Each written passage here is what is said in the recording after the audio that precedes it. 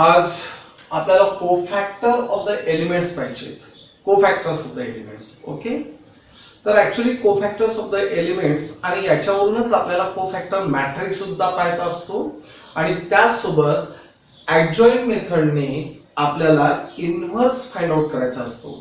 तर आता लक्षात घ्या, यामध्ये दोन पद्धतीचे प्रॉब्लेम्स आपण पाहू, एक 2x2 चं आणि एक 3x3 चं. आणि एक्झाम्पल नंबर फर्स्ट आणि एक्सरसाइज नंबर पेज नंबर 51 मधला फर्स्ट आणि सेकंड कव्हर होऊन जातोय.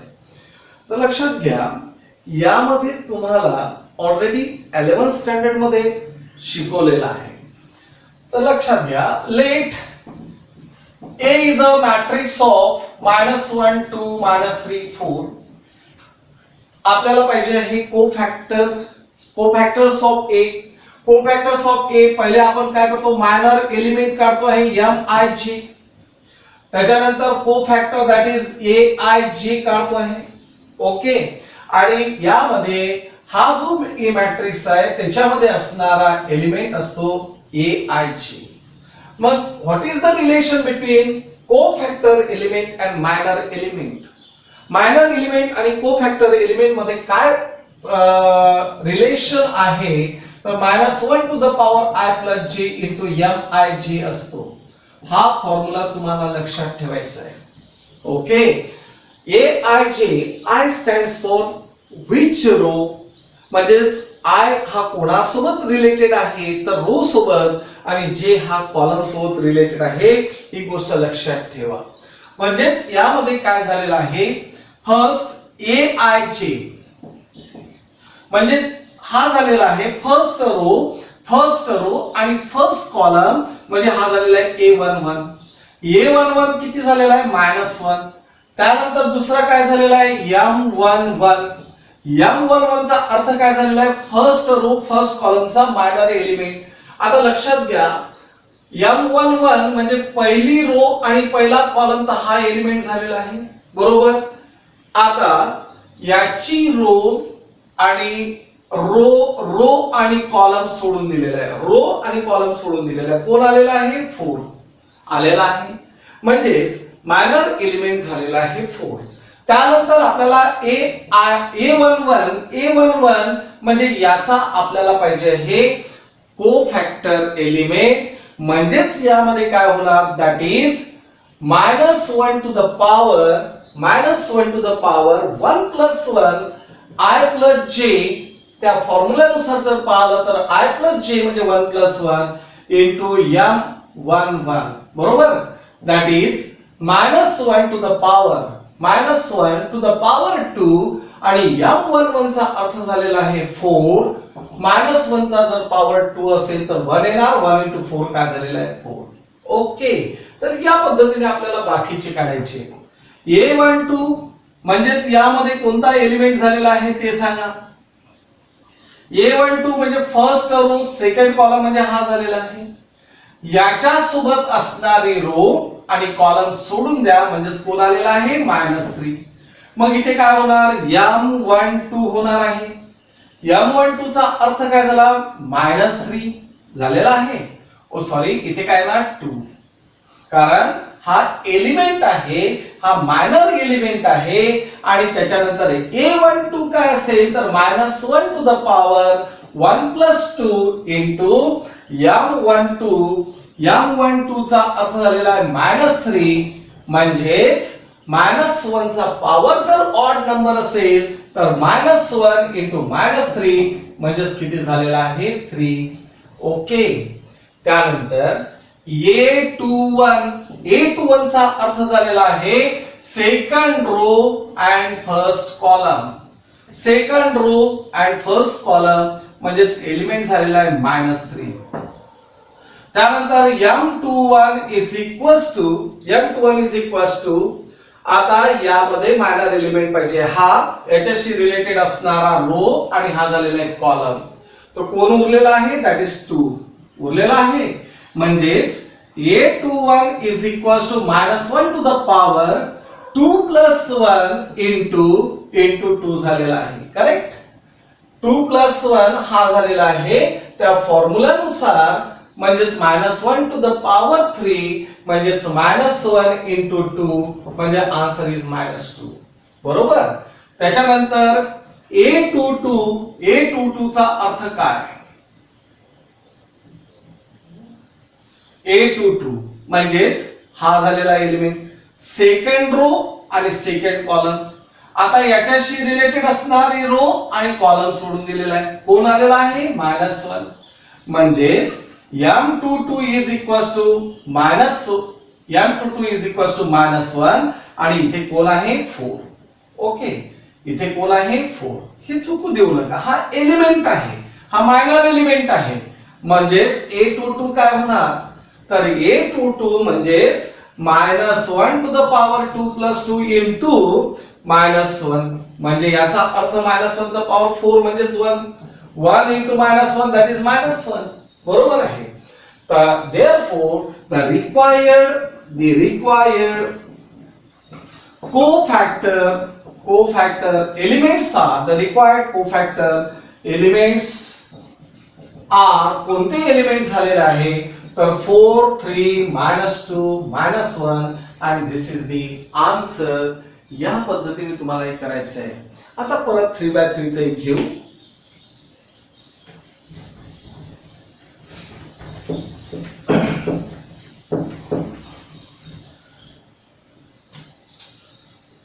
Let A is a matrix of 1 -1 2 -2 3 5 -2 0 -1. आता लक्षात घ्या यामध्ये काय काय होतं. पहिले आपल्याला A11 लक्षात घ्या, मी याला म्हणतो A11, याला काय असेल? A12 that is first row second column, A13 first row third column, A21 second row first column, A22 A23 A31 A32 and A33. या पद्धतीने आपण घेतलेलं आहे. आता मला तुम्ही सांगा A11 म्हणजेच पहिला रो पहिला कॉलमचा एलिमेंट झालेला आहे 1. त्यानंतर M11 काय झालेला असेल? M11 म्हणजेच हा जो आहे याला सोडून दिलेला आहे. आता याच्याशी असणारी रो आणि कॉलम सोडलाय म्हणजेच इथे काय झालं? Determinant of 3 5 0 -1. लक्षात आलं? हे कसं केलेलं आहे ऑलरेडी तुम्हाला शिकवलेलं आहे. -3 आणि 0 सो -3 हा झालेला आहे M11. त्याच्यानंतर आपल्याला A11 पाहिजे म्हणजे -1 to the power 1 + 1 into M11 किती आहे? -3. -1 टू द पॉवर 2 म्हणजेच 1 into -3 म्हणजे -3. This is the answer. Second A12 म्हणजेच हा एलिमेंट झालेला आहे आता. बरोबर आहे. तर या एलिमेंट सोबत असणारी रो आणि कॉलम काय करतो आपण? निग्लेक्ट करतो आहे. म्हणजे इथे काय झालं? -1. तर M12 काय झालेला आहे? Determinant of. आता सांगा डिटर्मिनंट कोणतं असेल? -2 5 -2 -1 -2 5 -2 -1 म्हणजेच -2 into -1 दॅट इज 2 ओनली. बरोबर 2 आणि -2 5 10 -10 म्हणजे +10 झालेला आहे दॅट इज 12. हे लक्षात आलेलं आहे. काय केलं? Cross multiplication. Minus into minus +2 minus into minus +10 2 + 10 that is 12. A12 काय झालं? -1 to the power 1 + 2 into 12 and that is equals to -12. that is equals to -12. त्याच्यानंतर A13 म्हणजेच काय झालं आहे? First row third column. First row third column म्हणजेच याचा अर्थ काय झालेला आहे? हा एलिमेंट. बरोबर आहे दॅट इज 2. मग काय झालेला आहे? M13 that is equals to determinant of -2 3 -2 0 म्हणजेच यामध्ये 0 आणि हा झालेला आहे +6 सो +6 कारण -6 मायनस ऑफ मायनस काय होणार? +6. तर A13 काय होणार? That is -1 to the power 1 + 3 into 6 that is हा झालेला आहे इव्हन पॉवर. इव्हन पॉवर जर असेल तर -1 चं +1 येणार आन्सर आणि हा झालेला आहे 6. त्यानंतर A21 काय होणार? लक्षात घ्या A21 म्हणजे हा झालेला आहे. Second row first column that is -2. M21 म्हणजे डिटर्मिनंट ऑफ. आता सांगा याच्या सोबत असणारी रो आणि याच्या सोबत असणारा कॉलम सोडून दिलेला आहे. म्हणजे डिटर्मिनंट -1 2 0 -1 झालेला आहे. That is minus into minus that is +1 म्हणजेच 1 झालेला आहे. त्याच्यानंतर A21 काय होणार that is -1 to the power -1 to the power इथे 2 + 1 इंटू किती आहे 1 म्हणजेच -1 इंटू 1 दॅट इज -1. त्यानंतर A22 म्हणजे हा एलिमेंट झालेला आहे दॅट इज इक्वल्स टू हा एलिमेंट झालेला आहे A22 म्हणजे सेकंड रो सेकंड कॉलम. तर एलिमेंट कोणता आहे 3. M22 काय झालेला आहे determinant of 1 2 -2 -1 so 1 into -1 that is -1 minus of minus that is +4 so the answer is 3. हे तुम्हाला करता येतं 10th स्टँडर्ड मध्ये तुम्ही शिकलेले आहात. A22 चा अर्थ झालेला आहे -1 to the power 2 + 2 into 3 2 + 2 that is 4 it is even into 3 that is 3. बरोबर आहे. या पद्धतीने घेतलेला आहे.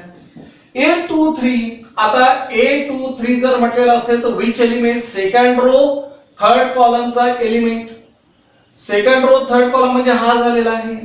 याच्या सोबत असणारा कॉलम आणि रो सोडून दिला म्हणजेच पहिले तर एलिमेंट कोण झालेला आहे 5.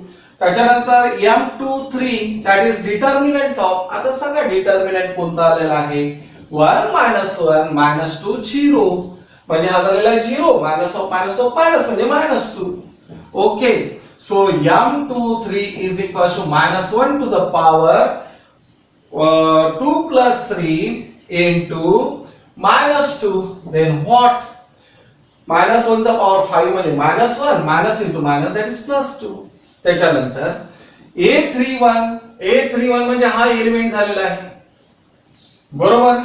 आता A31 म्हणजे काय झालेला आहे that is -2 then M31 is equals to determinant of -1 2 3 5 then -5 -6 that is -11 then इथे A31 म्हणजे -1 to the power 3 + 1 into -11 that is equals to 3 + 1 किती झाले 4 -1 चा पॉवर 4 म्हणजे काय झाला +1 into -11 that is -11. ओके. त्याच्यानंतर A32 म्हणजे हा एलिमेंट याच्या सोबत असणारा कॉलम आणि रो सोडून दिलेला आहे. एलिमेंट कोणता आहे 0. मायनर एलिमेंट काय होणार that is equals to determinant of 1 2 -2 5 होणार असं. तर हा झाला 5 आणि -of that is +4 5 + 4 that is equals to 9. then A32 is equals to -1 to the power 3 + 2 into 9 म्हणजे -1 to the power 5 म्हणजे -1 into 9 that is -9 त्यानंतर A33 म्हणजे लास्ट पहा आता. ओके आता सांगा बरं इथे काय झालेलं आहे एलिमेंट कोणता आहे -1. मायनर एलिमेंट कोणता असेल दॅट इज डिटर्मिनंट ऑफ 1 -1 -2 आणि 3 हा झालेला आहे मायनर एलिमेंट. बरोबर आहे. 3 1 जा 3 of म्हणजे मायनस 3 - 2 दॅट इज 1 म्हणजेच A33 is equals to -1 to the power आता इथे काय होणार सांगा that is 3 + 3 into this element that is 1 म्हणजे याचा अर्थ -1 to the power 6 म्हणजे +1 into 1 म्हणजे 1. तर आता यामध्ये रिक्वायर्ड कोफॅक्टर एलिमेंट्स कोणते झालेले आहेत तर required cofactor elements are required cofactor elements are yes -3 -12 6 -1 3 2 -11, -9 and 1. These are the required cofactor elements. Okay, तर यामध्ये बाकीचे जे प्रॉब्लेम्स याच पद्धतीचे आहेत ते तुम्हाला सॉल्व्ह करून पाहिजे. ओके, त्यानंतर नेक्स्ट प्रॉब्लेम आहे adjoint. Find the adjoint of the matrix. आता example number 2 page number 47, example number 3 page number 47, परत एक्झाम्पल नंबर 2 फर्स्ट आणि सेकंड त्यामधलं पेज नंबर 51 आणि एक्झाम्पल नंबर 3 फर्स्ट आणि सेकंड पेज नंबर 51. हे सर्व प्रॉब्लेम जे आहे याच्यामध्ये पूर्ण कव्हर होत आहे. व्यवस्थितपणे पाहायचं आहे, प्रॅक्टिस करा. ओके, तर आता लक्षात घ्या, यामध्ये आपण म्हणतोय let A is a matrix of, A हा मॅट्रिक्स आपण घेतो आहे 1 -1 2 -2 3 5 and -2 0 -1. या पद्धतीचा आपण मॅट्रिक्स घेतलेला आहे. आता हा मॅट्रिक्स घेतल्यानंतर यामध्ये आपल्याला काय काढायचंय, ऍडजॉइंट ऑफ ए काढायचंय. म्हणजेच पहिले आपल्याला कोफॅक्टर मॅट्रिक्स ऑफ कोफॅक्टर काढावं लागेल. काय काढावं लागेल, मॅट्रिक्स ऑफ कोफॅक्टर. ओके, आणि मॅट्रिक्स ऑफ कोफॅक्टर काढल्यानंतर मग आपल्याला काढावा लागतो मॅट्रिक्स ऑफ कोफॅक्टर काय असतो. तर मॅट्रिक्स ऑफ कोफॅक्टर्स असतो दॅट इज A11, कॅपिटल ए वापरलेला आहे, capital A11, capital A12, capital A13, त्यानंतर A21, A22, A23, त्यानंतर A31, A32 and A33. या पद्धतीने आपण मॅट्रिक्स ऑफ कोफॅक्टर यूज करत असतो. हा झाला मॅट्रिक्स ऑफ कोफॅक्टर. हा काय झालेला आहे, मॅट्रिक्स ऑफ कोफॅक्टर. आणि मॅट्रिक्स ऑफ कोफॅक्टर झाल्यानंतर मग आपल्याला याचा पाहिजे असतो ऍडजॉइंट पाहिजे असतो. काय पाहिजे असतो, ऍडजॉइंट. तर ऍडजॉइंट म्हणजे ऍक्च्युअली काय असतं, तर याचा तुम्हाला ट्रान्सपोज काढायचा असतो. आपल्याला काय काढायचा असतो, ट्रान्सपोज. मग यामध्ये काय होतं, पहिले तुम्हाला माहिती आहे A11 काय झालेला आहे, दॅट इज 1. मग M11 काय असेल, तर दॅट इज तुम्हाला माहिती आहे डिटर्मिनंट ऑफ 3 5 0 -1 म्हणजेच -3 0 म्हणजे -3 आणि त्यानंतर A11 असतो -1 to the power 1 plus 1 into -3 म्हणजेच काय झालेलं आहे, दॅट इज इक्वल्स टू -3. बरोबर आहे. हे कॅल्क्युलेशन तुम्हाला करता येतं. पॉवर जर पॉझिटिव्ह असेल म्हणजे हा झाला प्लस, हा मायनस, हा प्लस. बरोबर आहे, हा मायनस, हा प्लस, हा मायनस, या पद्धतीने राहते. लक्षात घ्या, कोफॅक्टर एलिमेंट जो आहे तो इथे पहिली टर्म जी आहे ती काय घ्यायची असते, पॉझिटिव्ह, त्यानंतर negative, positive, negative, positive, negative. त्यानंतर आता इथे 3 1 म्हणजे पॉझिटिव्ह, निगेटिव्ह आणि पॉझिटिव्ह. ओके, तर या पद्धतीने आपण जात असतो. ही गोष्ट लक्षात घ्या, व्यवस्थित पाहायचंय. हे डायरेक्ट मेथड झालेले आहे. ज्यावेळेस आपण एमसीक्यू सॉल्व्ह करतो त्यावेळेस डायरेक्ट एका सेकंदामध्ये आन्सर काढत असतो आपण. त्यानंतर A12 काय झालेला असेल, दॅट इज -1. मग M12 झालेला आहे दॅट इज डिटर्मिनंट ऑफ, तुम्हाला ऑलरेडी ते कसे कॉलम सोडायचे, रो कसे सोडायचे सांगितलं होतं.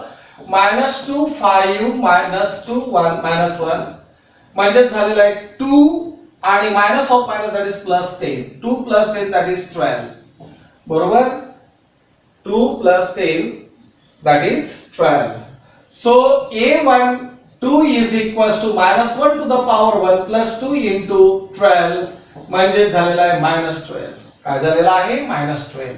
त्यानंतर A13 is equals to 2, then M13 is equals to determinant of, आता सांगा डिटर्मिनंट कोणता असेल, हा झालेला आहे तर -2 3 -2 0 म्हणजे हा झालेला आहे 0 + 6 म्हणजे 6.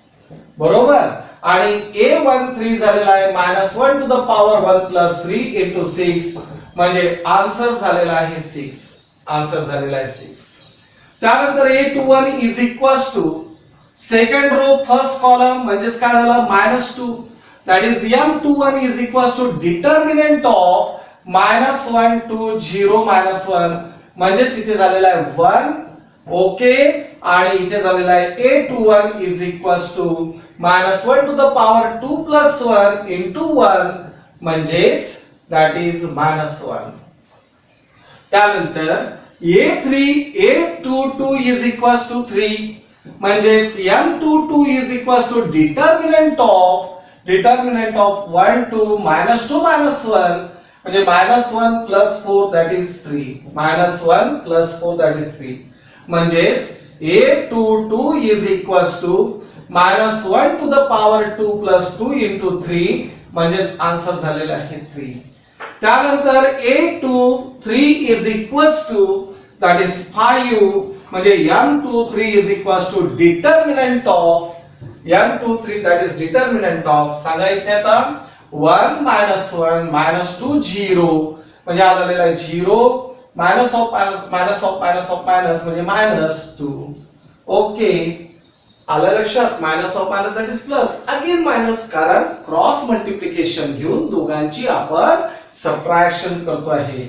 मग A23 is equals to -1 to the power 2 plus 3 into -2 म्हणजेच that is 2 बरोबर आहे. त्यानंतर A31 is equals to हा झालेला आहे -2 थर्ड रो फर्स्ट कॉलम. तर एवढं झाल्यानंतर M31 काय झालेला आहे तर determinant of -1 2 3 5 that is -5 -6 -11 -5 -6 that is -11 म्हणजे A31 is equals to -1 to the power 3 plus 1 into -11 म्हणजेच that is -11.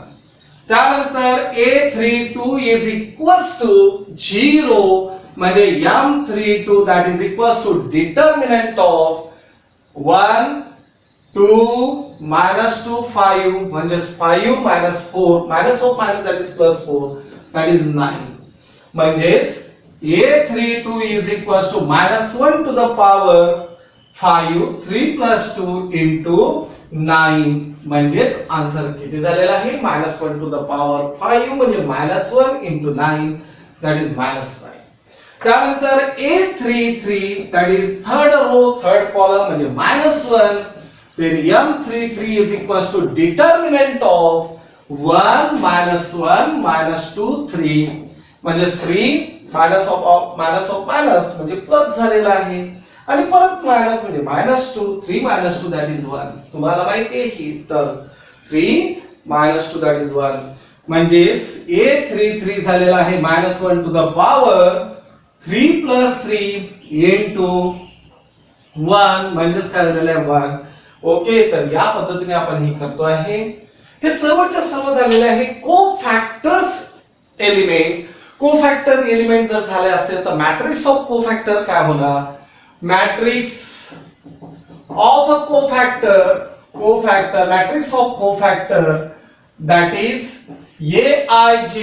AIJ कोणता आहे तर 3/3 is equals to matrix of S काय होणार -3 -12 6 -1 3 2 त्याच्यानंतर -11 -9 1 या पद्धतीने आपण घेतलेला आहे मॅट्रिक्स ऑफ कोफॅक्टर AIJ. आता आपल्याला ऍडजॉइंट जर पाहिजे असेल तर ऍडजॉइंट ऑफ A म्हणजेच काय तर हा जो AIJ आहे याचा तुम्हाला ट्रान्सपोज घ्यायचा असतो. काय घ्यायचा असतो ट्रान्सपोज. ट्रान्सपोज म्हणजे काय तर पहिल्या रोला पहिल्या कॉलम मध्ये म्हणजे पहिली रो कोण आहे -3 -12 6 सो -3 -12 6. दुसऱ्या रोला दुसऱ्या कॉलम मध्ये म्हणजे -1 3 2. तिसऱ्या रोला तिसऱ्या कॉलम मध्ये म्हणजे -11 -9 1. तर या पद्धतीने आपण मॅट्रिक्स तयार करतो आहे. दिस इज ऍडजॉइंट ऑफ A. हा काय झालेला आहे ऍडजॉइंट ऑफ A झालेला आहे आणि या पद्धतीने आपण आपला हा प्रॉब्लेम सॉल्व्ह करतो आहे. क्लियर. तर हा झालेला आहे ऍडजॉइंट ऑफ A आणि आता ऍडजॉइंट मॅट्रिक्सचा यूज करून आपल्याला इन्व्हर्स काढायचा आहे. ते पुढच्या लेक्चर मध्ये आपण घेऊ म्हणजेच तुमचा इथे जवळजवळ 80% हा मॅट्रिसेस कंप्लीट होईल. ओके आणि तिथून 4 लेक्चर, हार्डली 4 लेक्चर हात धरून म्हणजे सोडून 4 लेक्चर मध्ये तुमचा हा चॅप्टर कम्प्लीट होईल. ओके, प्रॉब्लेम कसा सॉल्व्ह करायचा आहे, ऍडजॉइंट ऑफ ए कसा असतो हे लक्षात